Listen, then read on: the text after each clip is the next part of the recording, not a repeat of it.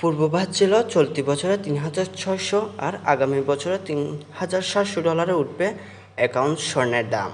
অথচ সেপ্টেম্বরের শুরুতে বিশ্ববাজারে ১ আউন্স স্বর্ণের দাম উঠছে $৩,৫০০ উপরে। গুরুত্বপূর্ণ ৬ মুদ্রার বিপরীতে আরও দুর্বল হয়েছে ডলার।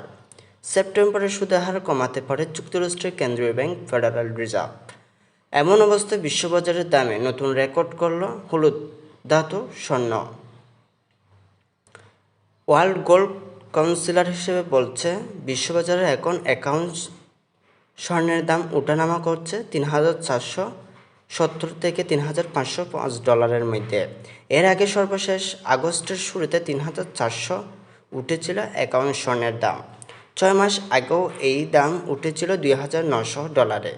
অর্থনৈতিক বিশেষজ্ঞরা বলছে, ট্রাম্পের নানামুখী চাপ, মার্কিন কেন্দ্রীয় ব্যাংক স্বাধীনতা হারানোর শঙ্কা, সুদের হার কমানোর আভাস, ডলার দুর্বল হওয়ার সহ নানা কারণে চাহিদা ও বিনিয়োগ বৃদ্ধির টানা হয়েছে স্বর্ণের বাজার।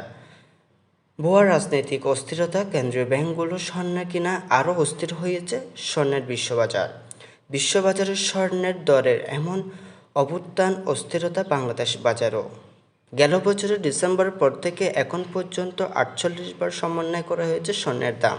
সেই হিসেবে ২২ ক্যারেট প্রতি ভরি স্বর্ণের দাম উঠেছে ১,৭৮,৮৩২ টাকা।